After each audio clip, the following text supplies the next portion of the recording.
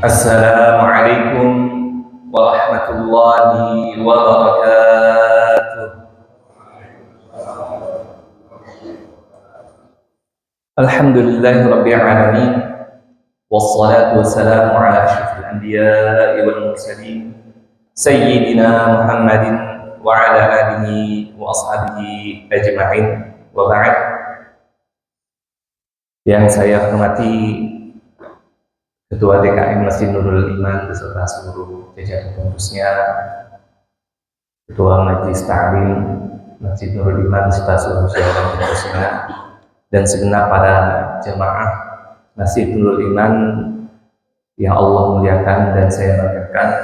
Alhamdulillah pada kesempatan pagi ini Allah kembali melimpahkan kepada kita semuanya berbagai macam nikmat yang alhamdulillah dengan nikmat tersebut kita diberikan kesempatan untuk tetap istiqomah, konsisten hadir dalam majlis-majlis ilmu.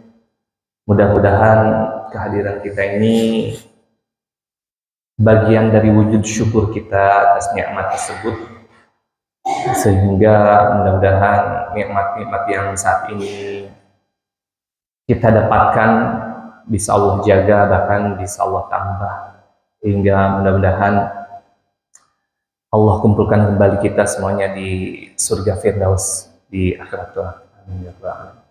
Salat dan salam mudah-mudahan tercurah limpahkan kepada pemimpin kita, teladan kita, Nabi Muhammad sallallahu alaihi wasallam, keluarganya, sahabatnya, dan mudah-mudahan kita termasuk umatnya yang akan mendapatkan syafaat dari beliau di akhirat. Para hadirin sekalian, kembali kita akan melanjutkan pembahasan tafsir kita, dan kita sudah sampai di surat At-Thariq. Tadi sudah saya prolog bacakan di rakaat pertama salat subuh, dan insyaallah pada kesempatan ini kita akan kaji, kita akan tadabburi ayat tersebut. Namun seperti biasa, sebelum masuk ke pembahasan, kita baca bareng dulu seperti itu. Nah, walaupun sekarang subuhnya lebih awal, tapi tetap ya hitungan syuruknya juga makin cepat juga gitu. Jadi tetap kita waktunya cukup terbatas seperti itu. Baik, kita mulai saja, bisa diikuti. A'udzu billahi minasy syaithanir rajim.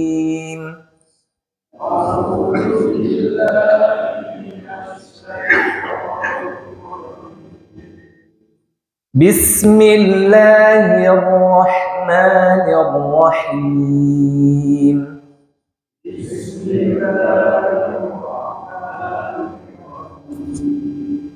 Was-samaa'i wat-thariq.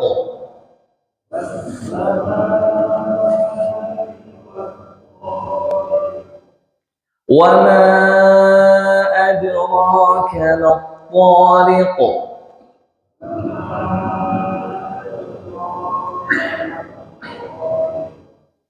An-najmu ats-tsaqib.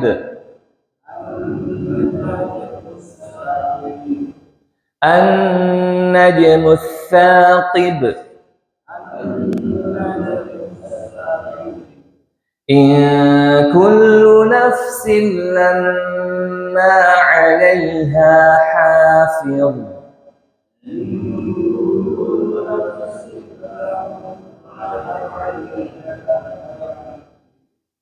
فلينظر الإنسان مما خلق.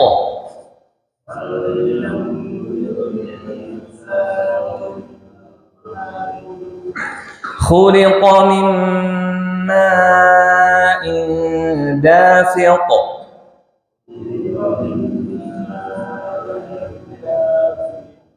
يخرج من بين الصلب والترائب.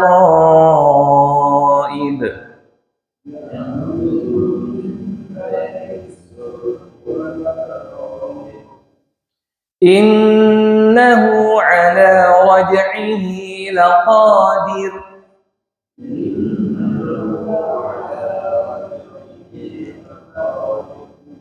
Yauma tublas sarair.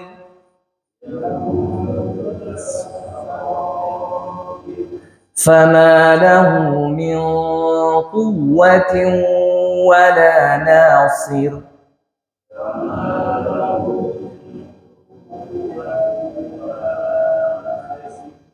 Was-samaa'i dzatir raj'.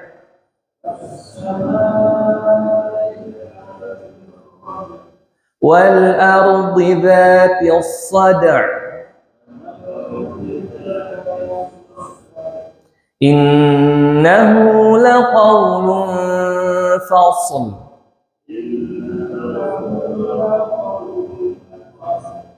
Wa ma huwa bil hazl. Innahum yakiduna kaida.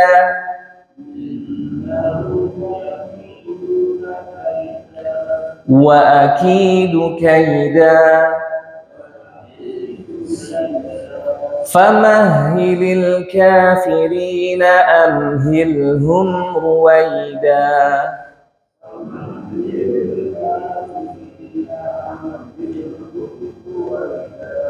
Baik, itu surah At-Tariq.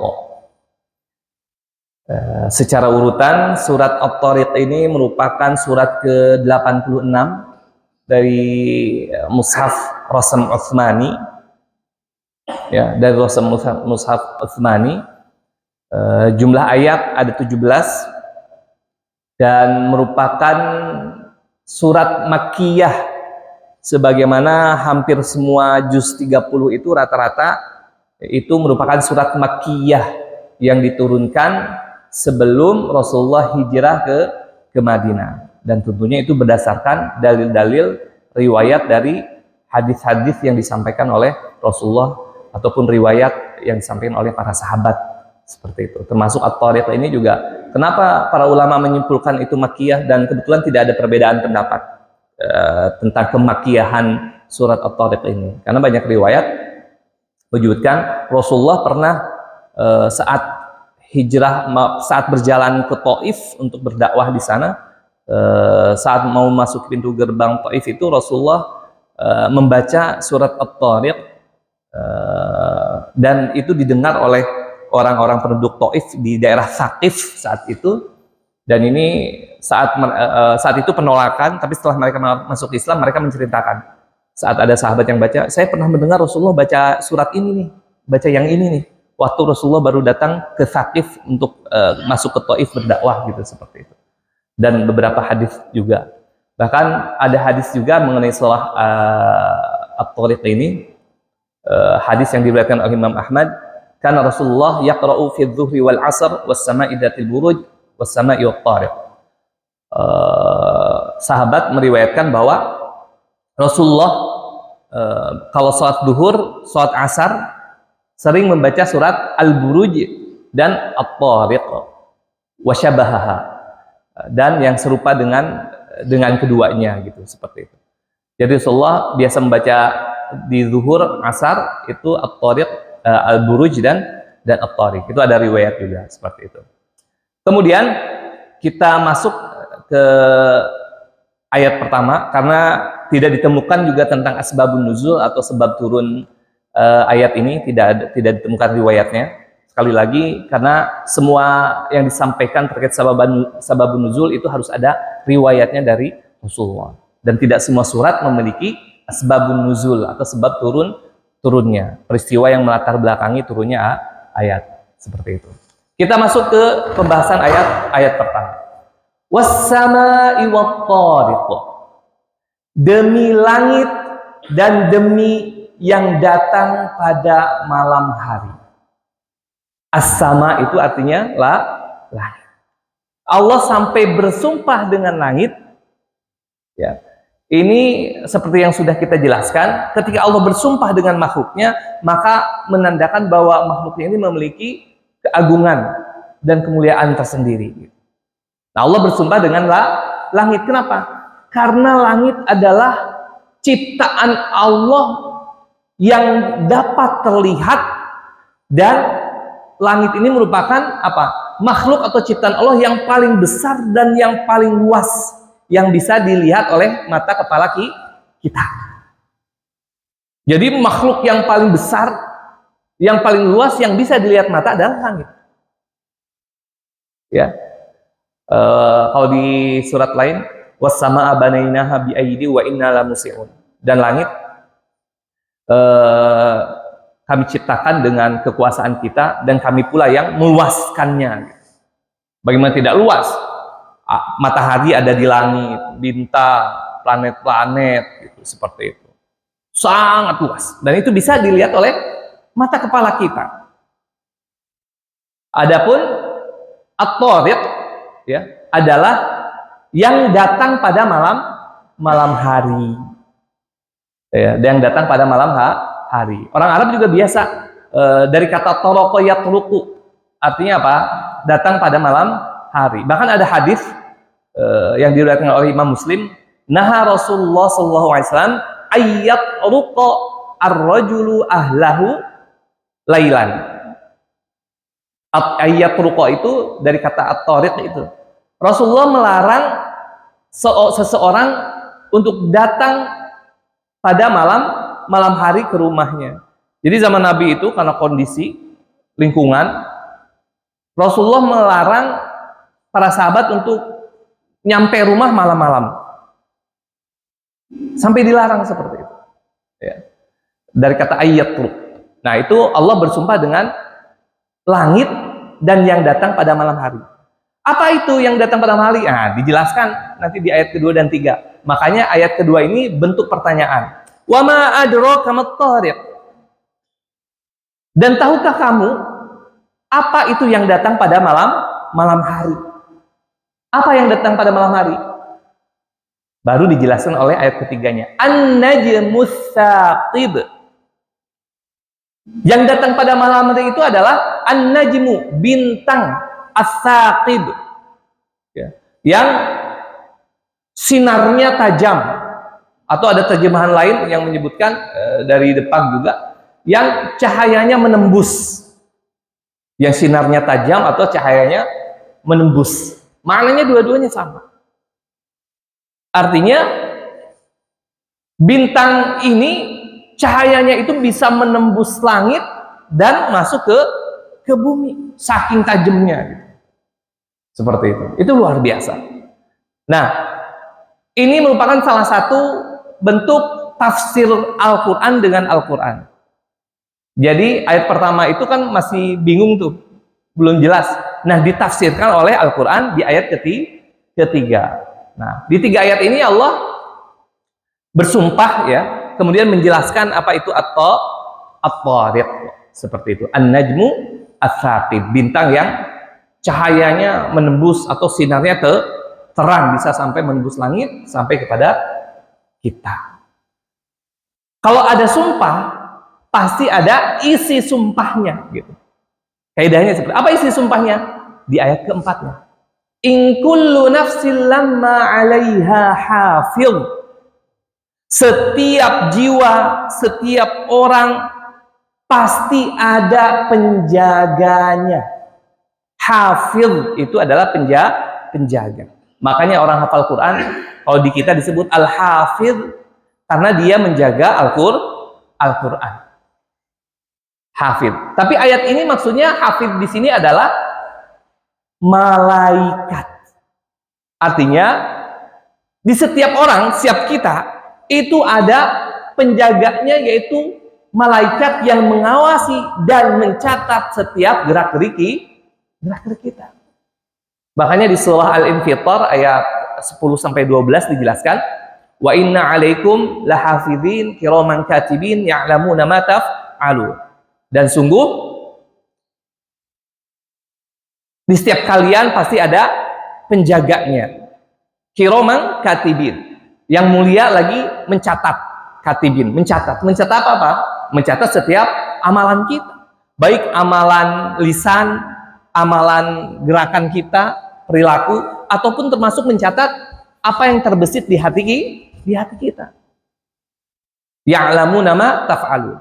Mereka tahu apa yang kita kerjakan.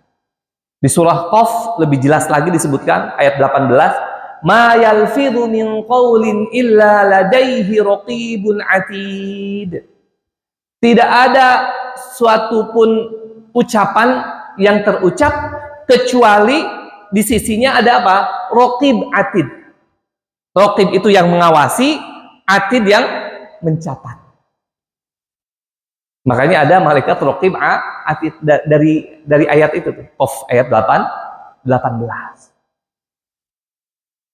Jadi Bapak Ibu sekalian, di sisi kita tuh kanan kiri itu ada raqib atid yang mencatat, mengawasi. Dan bukan hanya yang nampak saja, termasuk urusan hati. Apa yang terbesit di hati kita itu tercatat, dipertanggungjawabkan. Makanya dalam hadis, ada di hadis Arba'in, hadis riwayat Imam Bukhari dan Muslim, dijelaskan di hadis tersebut, innallaha katabal hasanat was sayyiat thumma bayyana dzalik. Allah itu akan mencatat setiap kebaikan dan keburukan dan menjelaskan hal tersebut. Bukan Allah yang nyatat langsung, tapi melalui raqib atid tadi. Kemudian di hadis ini dilanjutkan, faman hamma bihasanah falam ya'malha katabahallahu 'indahu hasanah kamilah. Barang siapa yang berniat untuk melakukan kebaikan, baru niat nih, niat melakukan kebaikan, falam ya'malha, lalu dia tidak jadi melakukannya, nggak jadi melakukan kebaikan karena ada kendala, karena ada uzur, nggak jadi melakukan niat kebaikannya tuh. Maka apa kata Allah di dalam hadis tersebut? Katabahallahu 'indahu hasanah kamilah. Maka Allah akan tetap mencatatnya menjadi pahala kebaikan yang sempurna. Masya Allah. Kita nih udah siap-siap nih mau ke masjid. Tiba-tiba keluar hujan gede, wah nggak ada payung. Akhirnya udah sholat di sini aja. Allah udah catat pahala dia sholat berjamaah di masjid. Walaupun nggak jadi, itu luar biasa. Ini hadis ini sahih riwayat Bukhari dan Muslim. Tapi ya, yang berniat di hadisnya wa in hamma bihasana fa'amilaha, kalau niat kemudian melakukan niat tersebut, maka pahalanya 10 kebaikan sampai 100 pahala kebaikan. Di hadis itu dilanjutkan, wa in hamma bisayyi'ah, kalau dia berniat melakukan keburukan, niat melakukan keburukan nih, falam ya'malha, lalu nggak jadi melakukan keburukannya tersebut, entah karena takut ketahuan, entah karena tiba-tiba berubah pikiran, nggak jadi melakukan keburukannya, maka apa? Katabahallahu 'indahu hasanah kamilah, maka Allah akan catat sebagai pahala kebaikan yang sempurna. Masya Allah. Udah niat melakukan keburukan, nggak jadi melakukan keburukan, maka dicatat oleh malaikat raqib atid tadi sebagai pahala melakukan kebaikan. Padahal niatnya udah niat melakukan keburukan. Tapi wa in hamma bisayyah fa'amilaha, kalau dia berniat melakukan keburukan lalu melakukan keburukan tersebut, maka Allah hanya akan apa? Katabahallahu 'indahu sayyi'ah wahidah. Allah hanya akan mencatat 1 keburukan saja. Ini maha pengasihnya Allah. Hanya kalau melakukan keburukan, niat melakukan keburukan, kemudian dia melakukan keburukan itu, hanya dicatat 1 dosa saja. 1 dosa keburukan. Masya Allah. Ya, urusan niat itu ternyata dicatat juga oleh malaikat tadi yang menjaga kita. Seperti itu. Tapi bukan berarti, wah orang niat buruk, niat maksiat, nggak jadi dapat pahala. Kalau gitu mah pura-pura niat maksiat terus nggak jadi. Ya nggak begitu juga. Mensiasati gitu ya. Nah, kemudian ini Allah sampai bersumpah bahwa benar-benar setiap kalian itu ada yang mengawasi, ada yang mencatat. Kemudian dilanjutkan, falyanzuril insanu mimma khuliqa, maka hendaklah setiap orang, ya, hendaklah manusia memperhatikan dari apa dia khuliqa, dicipta. diciptakan. Ini yang melatar belakangi. Jadi Makkiyah itu kan turun sebelum hijrah ya. Dan ciri khas Makkiyah ini adalah khitab atau keterangan penjelasan untuk orang-orang kafir musyrik. Orang-orang kafir, orang musyrikin di Mekah. Mereka itu percaya Allah, tapi enggak percaya hari kebangkitan.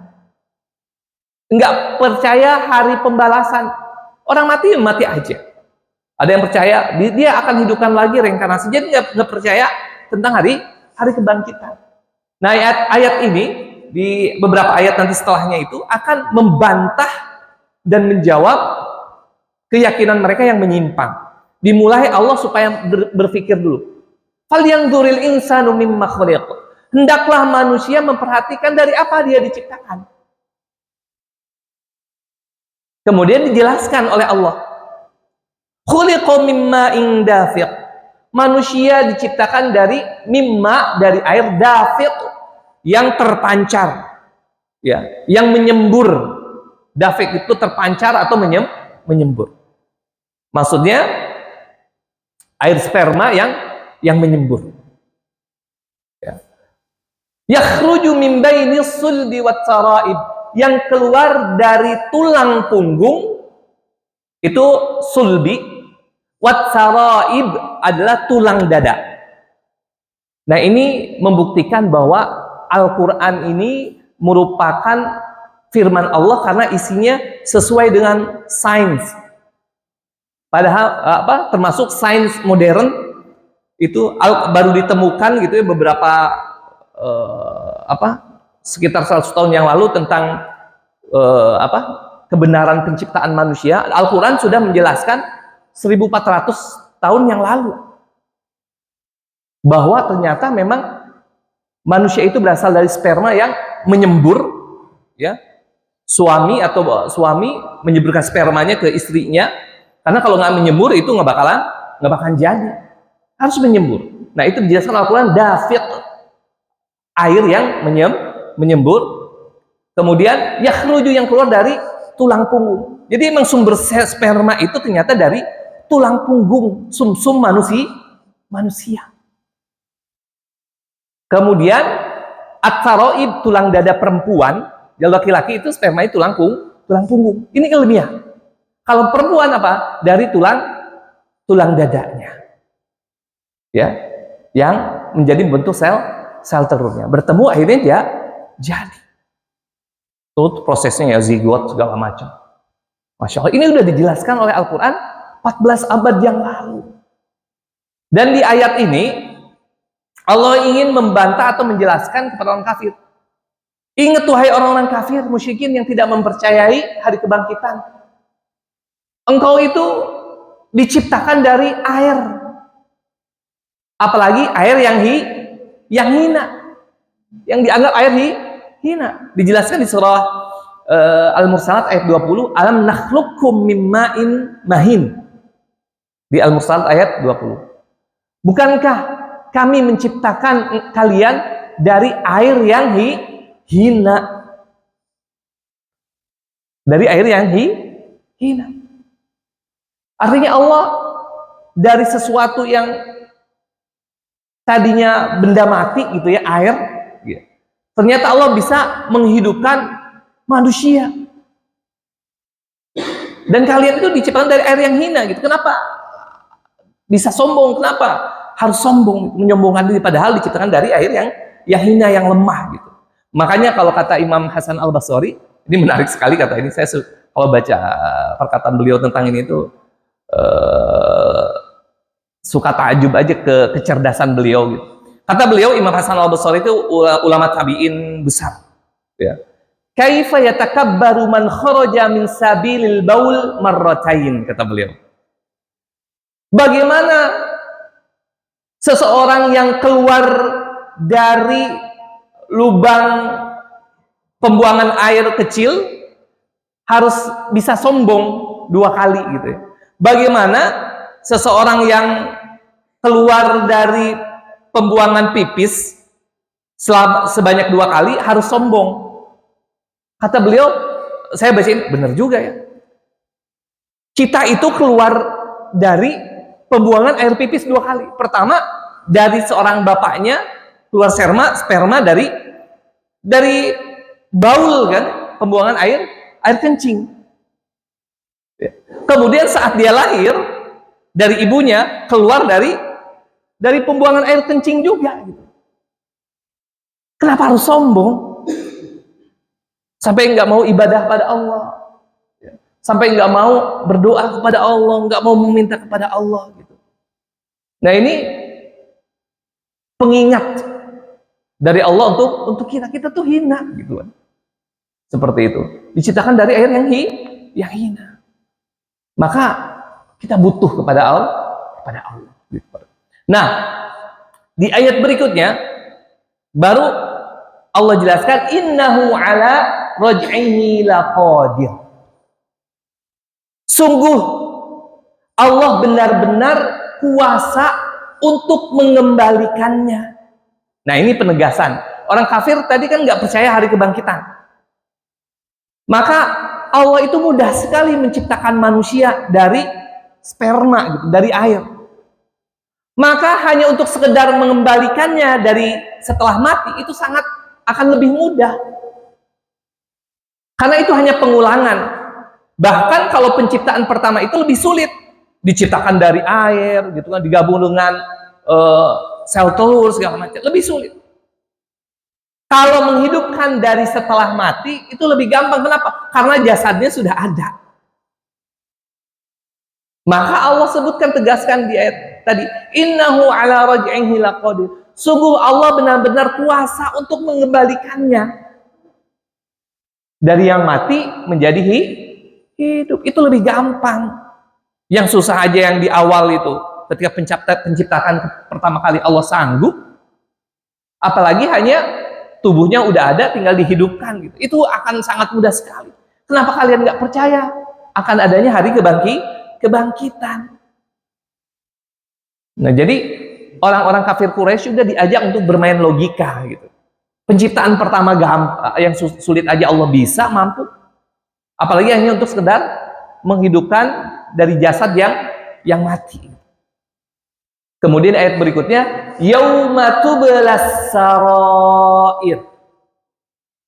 Hari di mana akan dibuka, ditampakkan segala rahasia. As-sarair itu rahasia-rahasia.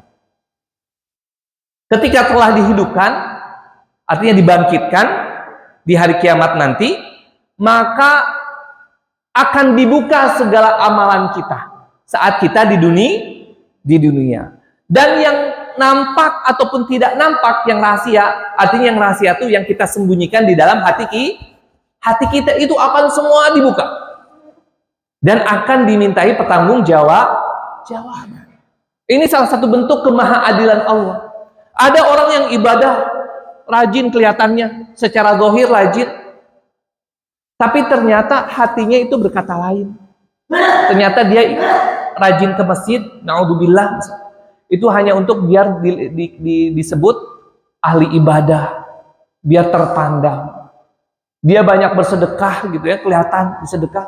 Dia hanya untuk biar dipuji orang baik. Nah, itu akan dibuka semuanya.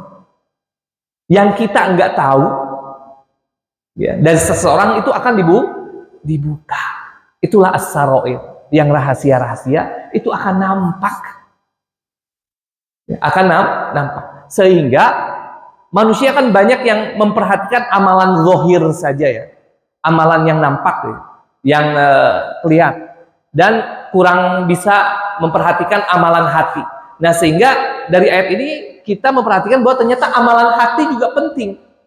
Amalan hati penting, ya, karena akan dimintai pertanggungjawabannya juga. Maka pastikan ibadah kita, amal soleh kita, kebaikan kita dijaga keikhlasannya. Hanya karena Allah, bukan karena manusia, bukan karena dunia. Itu akan ditampakkan. Ya, juga yang suka dirahasiakan, misalnya orang nggak tahu sifat yang kelakuan buruk yang nggak kelihatan tuh, misalnya sifat hasad kepada orang lain, termasuk misalnya ghibah, ngomongin orang-orangnya nggak tahu, itu nggak tahu. Tapi nanti di akhirat orangnya akan tahu, akan nampak, dan orangnya akan minta hak pahala orang yang ngegibahin. Itu seperti itu. Akan ditampakkan semuanya yang rahasia-rahasia. Ya. Yauma tublas sarair fama lahu min quwwati wala nasir. Maka pada saat itu manusia tidak memiliki kekuatan maupun penolong. Kuwah itu kekuatan, nasir itu penolong. Pada hari kiamat nanti, hari pembalasan nanti, tidak ada yang di dunianya kuat, hebat gitu. Maka saat di akhirat nanti nggak punya kekuatan. Ini Allah berbicara tentang orang-orang kafir gitu ya. Nggak ada juga penolong. Ya, saat di dunia punya banyak ajudan, punya banyak bodyguard yang jagain dia. Saat di akhirat tidak ada yang bisa menolong. Badannya kuat pun nggak bisa. Ya. Bahkan kalau di surah Abasa ayat 34 sampai 36 itu, bapaknya, ya, walaupun bapaknya jenderal orang kaya, itu nggak bakalan bisa nolong, bisa menyelamatin. Karena apa? Saat itu manusia mikirin dirinya sendiri. Makanya di surah Abasa itu, yauma yafirrul mar'u min akhihi wa ummihi wa abi wa sahibati wa bani. Pada hari itu apa? Orang ya, yafirrul mar'u min akhihi, seseorang akan lari dari saudaranya, wa ummihi wa abi, juga dari ibunya dan bapaknya, wa sahibati wa bani, juga dari teman-temannya dan anak-anaknya. Artinya mereka pada mikirin sendiri gitu. Bagaimana saya bisa selamat di akhirat itu? Nggak mikirin orang lain. Bapak nggak bakal ingat anaknya. Anak nggak bakal ingat bapak ibunya di akhirat nanti. Sehingga memang di akhirat kelak itu, hari pembalasan, hari perhitungan itu, ya, yang akan menyelamatkan kita tuh apa? Amalan kita saat di dunia. Bukan bapak kita, bukan anak kita gitu. Memang ada hadis-hadis yang meriwayatkan anak bisa ngisi syafaat gitu. Tapi itu nggak ada jaminan. Ah, tenang aja, anak saya hafal Quran, nanti saya kasih mahkota, saya nggak usah banyak amal soleh. Nggak bisa begitu gitu. Nggak bisa begitu. Yang bisa menyelamatkan kita itu adalah amal soleh kita, ibadah kita saat di dunia. Jangan bergantung pada orang lain. Udah kita banyak beramal, banyak beribadah. Karena itu yang akan menjadi penyelamat kita. Karena ada orang yang sampai menganggap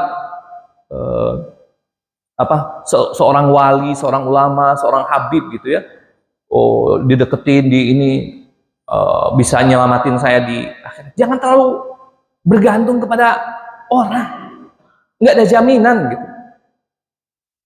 Orang habib aja misalnya, maaf, belum tentu bisa menyelamatkan dirinya dari di akhirat kelak gitu. Nggak ada jaminan, nggak ada jaminan.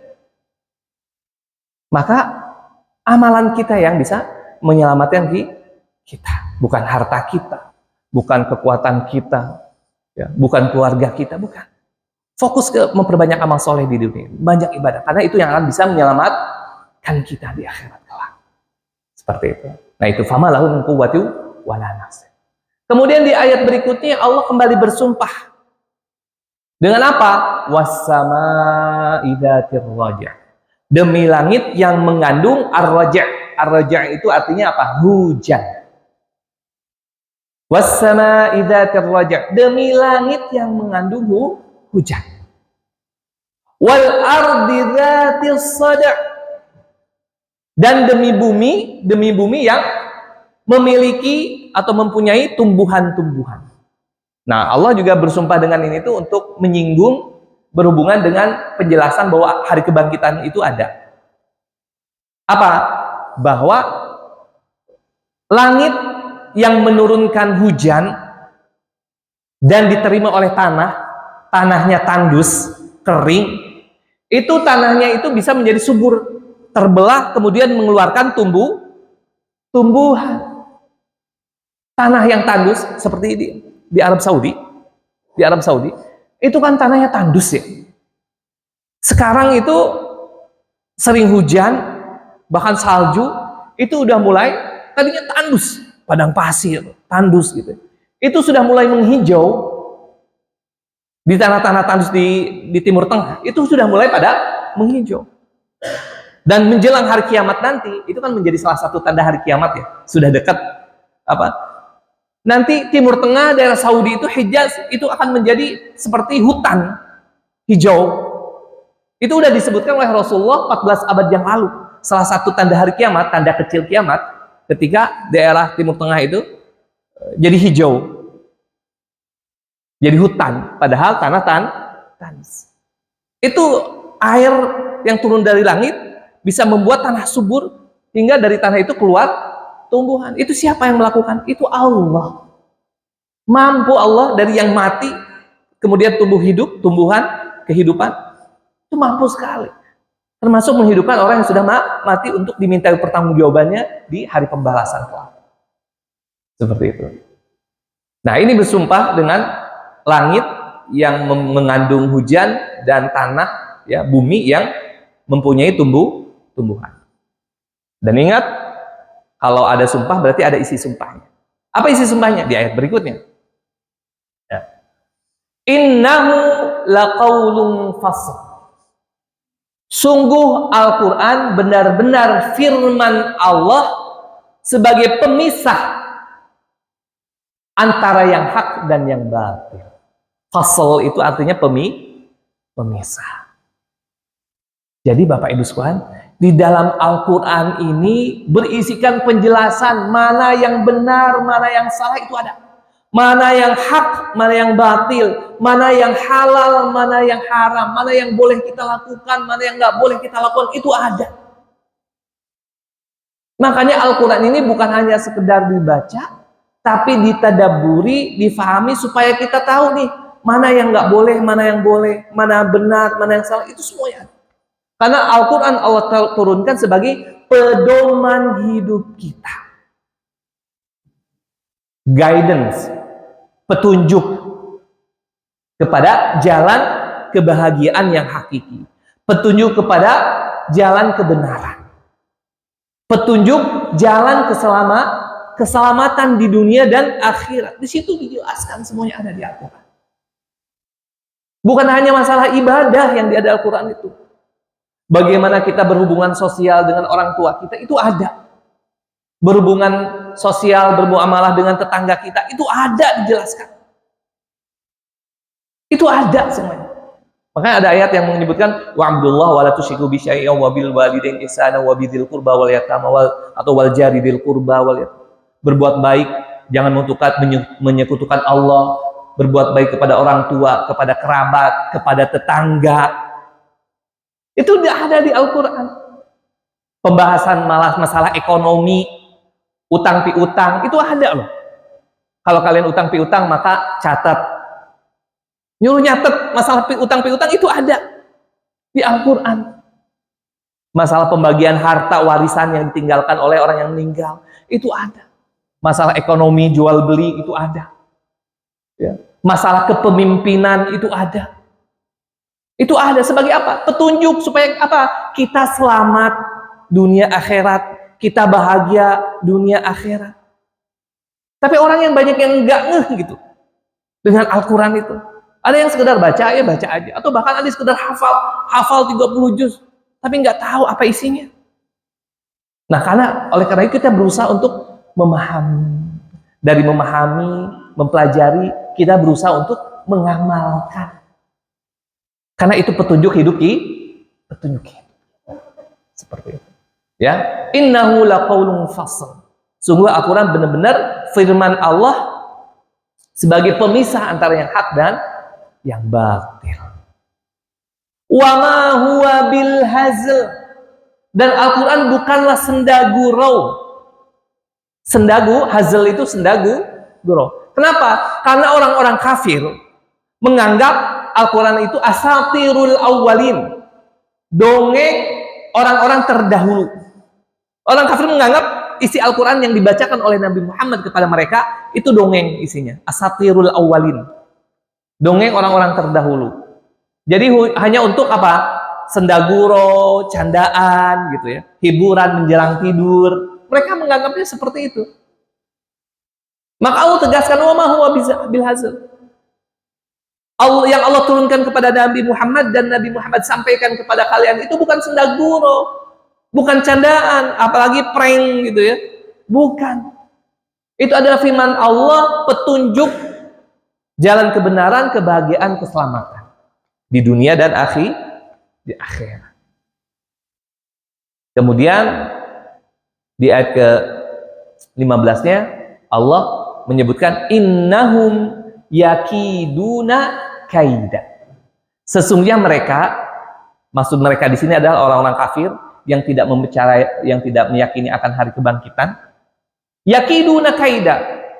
Sungguh mereka orang-orang kafir merencanakan tipu daya kaida yang jahat.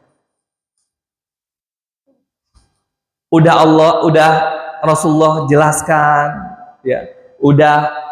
Dengan cara lemah lembut gitu ya, dengan baik, masuk secara logika gitu ya. Bahkan ditunjukkan mukjizat yang besar juga. Orang kafir kan rewel ya, nggak yakin, nggak percaya, minta coba kalau engkau benar. Kan pernah ada peristiwa pembelahan bulan oleh Rasulullah ya, itu hadis sahih. Kalau engkau memang benar seorang nabi dan rasul, coba dong belah tuh bulan di atas gitu. Udah, Rasulullah akhirnya dengan izin Allah melakukan hal tersebut gitu.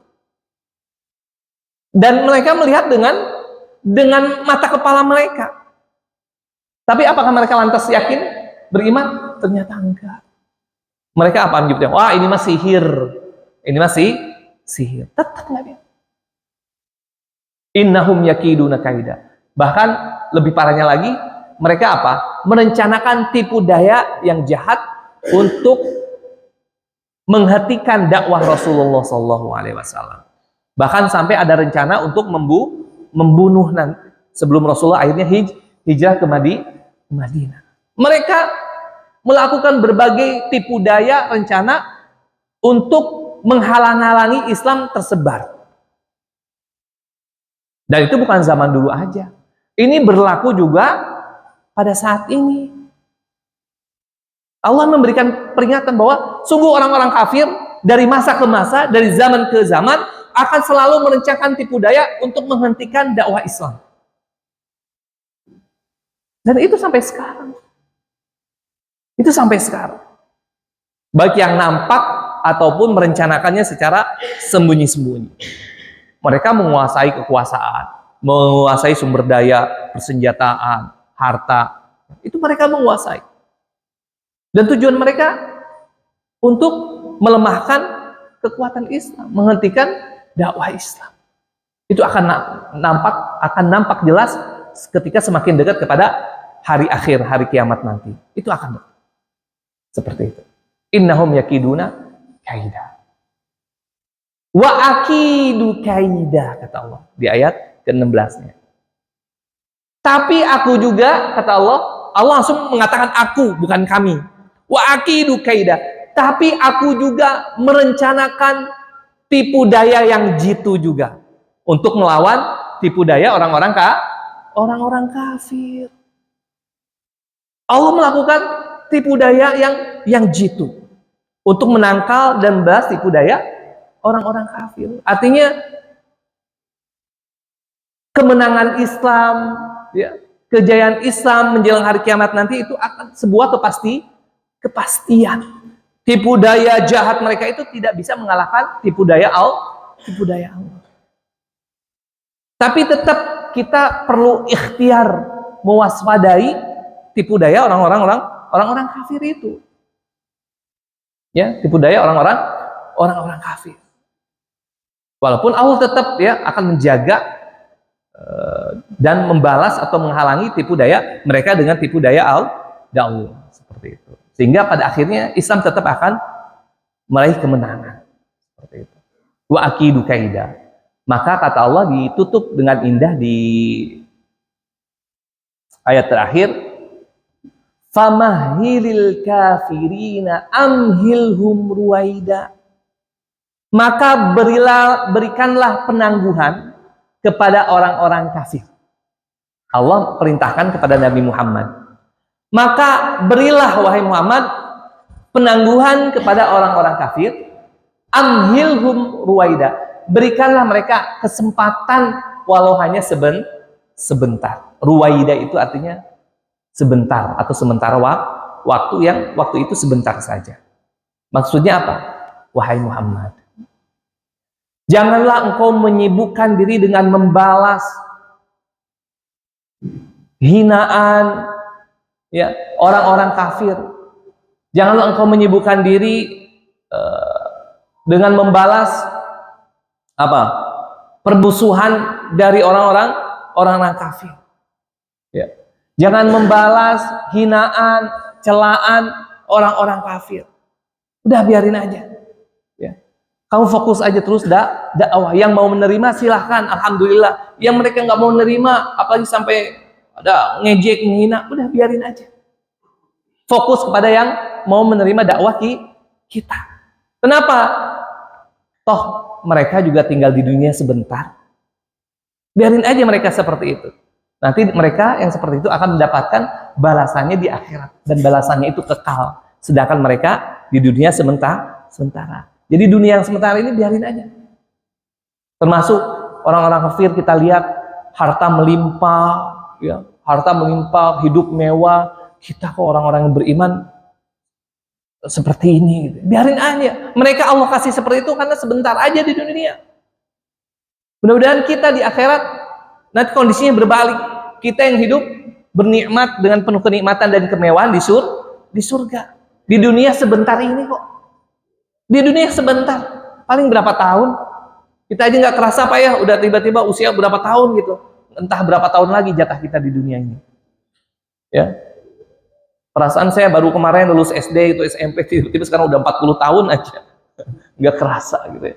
Udah punya anak 4 ya Allah. Kalau saya mikir gitu kayaknya dunia itu benar-benar sebentar banget gitu ya. Apalagi bapak-bapak misalnya yang udah 50 tahun, 60 tahun. Kayaknya cepet banget waktu berlalu gitu ya. Nah, biarin aja orang-orang kafir seperti itu. Atau termasuk kita gitu ya. Di sini DKM ngajak, ayo bapak-bapak, ibu-ibu kita hadirin pengajian, ayo bapak ibu gitu kan. Banyak yang nolak, biarin aja kita fokus ke yang mau aja datang sini gitu. Yang nolak, yang nggak mau datang, biarin aja. Ya, kita fokus kepada yang mau menerima, tapi jangan berhenti juga, terus ingetin terus aja gitu seperti itu. Apalagi sampai bibir, apa sih ini DKM nggak jelas misalnya. Ada di beberapa masjid yang sampai berisik banget gitu, ada yang seperti itu. Biarin mereka sebentar kok seperti itu gitu. Mereka mencibir terus, paling usia sampai berapa tahun sih gitu kan di dunia. Na'udzubillah. Nah, sehingga kita fokus. Maka Allah mengingatnya, famahilil kafirin amil. Wahai Muhammad gitu ya. Udah fokus aja kepada dakwah gitu. Jangan memikirkan orang-orang yang menolak, mencaci, menghina seperti itu. Karena mereka itu juga di dunia hidupnya sebentar-sementara. Di akhirat kekal, kalian akan mendapatkan kebahagiaan, kenikmatan. Gitu. Mereka yang kafir di akhirat nanti akan mendapatkan siksaan yang kekal. Kenikmatan yang mereka rasakan di dunia itu sementara. Nanti penyiksaan, siksaan, dan azab di akhirat yang kekal. Seperti itu. Dan mudah-mudahan kita kebalik, di sini hidup susah gitu ya. Di sini capek, lelah-lelah gitu ya. Nanti di dunia yang sementara ini, di akhirat insya Allah kita tinggal menikmati jerih payah yang kita lakukan di saat kita di dunia. Nah, demikian 17 ayat surah At-Tariq. Silahkan jika ada yang ingin ditanyakan. Jika tidak, nanti kita bisa sambil ngobrol-ngobrol sambil sarapan. Tapi kalau mau ada di sini silahkan, ibu-ibu juga kalau ada yang ingin ditanyakan silahkan. Boleh. Kalau kita menzalimi sesama manusia, Apa? Menzalimi. Manusia kita zalimi bisa nuntut yang berat tadi. Ya, betul. Kalau ke binatang gimana? Kami datang? Binatang apakah bisa nuntut juga kita dengan berat tadi kita zalim ke binatang? Binatang, ya. Bahkan ada hadis, ini hadis sahih nih, riwayat Imam Muslim. Ada zaman sahabat itu, seorang perempuan yang miara kucing, binatang. Kucingnya itu di kerangkeng, di kandang, nggak pernah dikasih makan. Nggak dikasih makan, dia dizolimi lah. Apa kata Nabi? Hal tersebut ya, akan menjadi dosa bahkan kata Nabi sebut dia perempuan itu apa disebut ahli neraka gara-gara apa perilakunya terhadap kucing atau binatang. Secara hadis emang nggak disebutkan bahwa kucingnya itu nuntut, enggak. Tapi perbuatan tersebut dosa gitu. Jadi sekecil apapun perbuatan zalim, baik kepada manusia ataupun kepada makhluk yang lain, walaupun tidak disebutkan ada riwayat si kucing itu atau binatang tersebut nuntut, tapi itu merupakan perbuatan dosa. Kalau manusia bisa nuntut, betul ada riwayatnya nuntut gitu ya, nuntut haknya di akhirat karena perbuatan zalimnya. Tapi kalau binatang walaupun tidak ada riwayat menyebutkan, tapi kita sudah pasti itu perbuatan dosa, itu perbuatan zalim. Maka setiap perbuatan apapun akan mendapatkan balasannya. Termasuk kepada pohon, ya, menembang pohon tanpa ada maslahat atau kebaikannya, itu diperhitungkan juga. Kecuali ada kemaslahatannya kita nebang pohon untuk rapi atau apa segala macam, atau untuk menghindari apa untuk keperluan yang maslahat, maka itu nggak apa-apa. Seperti itu ada di hadis. Bahkan makanya kalau Rasul itu kalau berperang memasuki suatu kawasan, nasihatnya apa? Salah satu nasihatnya apa? Jangan menghancurkan pohon. Janganlah kalian menebang pohon. Ya, salah satunya jangan membunuh perempuan, jangan membunuh orang tua, jangan membunuh anak-anak. Itu pesan Rasulullah, wasiat Rasulullah kepada para sahabat saat berperang. Kemudian apa? Jangan menebang pohon, menghancur pohon, wah babat gitu segala macam. Itu seperti itu. Ya, kecuali jika di balik penebangan pohon itu ada kebaikan, ada maslahat, ada keperluan, ada hajat kita, seperti itu. Itu sampai seperti itu. Perbuatan zalim pada makhluk apapun itu, ya zalim gitu ya, maka akan mendapatkan balasannya di akhirat. Seperti itu. Ya. Walaupun seseorang nggak nuntut, kan kalau manusia bisa nuntut ya. Setiap perbuatan zalim kita berbuat zalim, tapi orang yang nggak nuntut itu tercatat sebagai dosa juga, sebagai dosa. Gitu. Tapi kalau nggak nuntut, orangnya nggak mendapatkan kebaikan atau pahala dari si yang berbuat zalimnya itu. Tapi dianya tetap dosa. Tetap dosa. Sama kayak orang mencuri, dosa enggak? Dosa. Ya, udah tercatat dia mencuri, dosa. Tapi ketika orang yang hartanya dicuri itu mengikhlaskan, ya dia nggak bisa nuntut lagi karena udah diikhlaskan. Tapi mencurinya udah tercatat dosa enggak? Dosa. Nah begitu. Seperti itu. Ya, jadi semuanya nuntut. Ya, demikian cukup ya, insyaallah. Ditanyakan lagi? Kalau tidak ada, kita cukupkan. Mudah-mudahan apa yang kita dapatkan hari ini bisa memberikan banyak kebaikan dan manfaat, baik untuk kehidupan kita di dunia dan akhirat. Allah meridhoi dan memberkahi pertemuan kita pada pagi hari ini. Mudah-mudahan Allah sehatkan juga kita semuanya. Jamaah yang tidak berkesempatan hadir karena sakit, mudah-mudahan segera Allah angkat penyakitnya, Allah sembuhkan seperti semula. Yang sedang sibuk banyak urusan, mudah-mudahan segala urusannya dimudahkan oleh Allah Subhanahu wa taala, ya, dilapangkan waktunya, insya Allah diluangkan. Kemudian juga mudah-mudahan Allah limpahkan kepada kita semuanya rezeki yang halal dan berkah, insya Allah. Kita berdoa sejenak. Astaghfirullahaladzim, astaghfirullahaladzim, astaghfirullahaladzim. Hamdan syakirin, hamdan na'imin, hamdan yuafi ni'amahu wa yukafi mazidah. Ya Rabbana lakal hamdu wa lakal syukur kama yanbaghi li jalali wajhikal karimi wa 'azimi sultanik. Allahumma shalli ala sayyidina Muhammad wa ala ali sayyidina Muhammad. Allahumma ighfir lil muslimina wal muslimat wal mu'minina wal mu'minat al ahya'i minhum wal amwat innaka sami'un qaribun mujibud da'awat wa ya qadiyal hajat. Allahumma ighfir lana wa liwalidina warhamhum kama rabbawna shighara. اللهم اغفر لنا ولإخواننا الذين سبقونا بالإيمان ولا تجعل في قلوبنا غلا للذين آمنوا ربنا إنك رؤوف رحيم ربنا هب لنا من أزواجنا وذريتنا قرة أعين واجعلنا للمتقين إماما اللهم إنا نسألك سلامة في الدين وعافية في الجسد وزيادة في العلم وبركة في الرزق وتوبة قبل الموت ورحمة عند الموت ومغفرة بعد الموت اللهم هون علينا في سكرات الموت والنجاة من النار والعفو عند الحساب والعفو عند الحساب والعفو عند الحساب. اللهم لا تدع في مقامنا هذا ذنبا إلا غفرته ولا هما إلا فرجته ولا مريضا إلا شفيته ولا دينا إلا قضيته ولا حاجة من حوائج الدنيا والآخرة إلا قضيتها ويسرتها يا رب العالمين ويا أرحم الراحمين. اللهم اجعل جمعنا هذا جمعا مرهوما وتفرقنا بعد هذا تفرقا معصوما. ربنا ظلمنا أنفسنا وإن لم تغفر لنا وترحمنا لنكونن من الخاسرين. ربنا آتنا في الدنيا حسنة وفي الآخرة حسنة وقنا عذاب النار. اللهم آمين وصل اللهم على سيدنا محمد وعلى آله وصحبه وسلم. سبحان ربك رب العزة عما يصفون وسلام على المرسلين والحمد لله رب العالمين. Demikian yang bisa saya sampaikan, mudah-mudahan bisa memberikan banyak manfaat dan kebaikan. Hadanallahu wa iyyakum ajma'in. Wabillahi taufiq wal hidayah. Wassalamualaikum warahmatullahi wabarakatuh.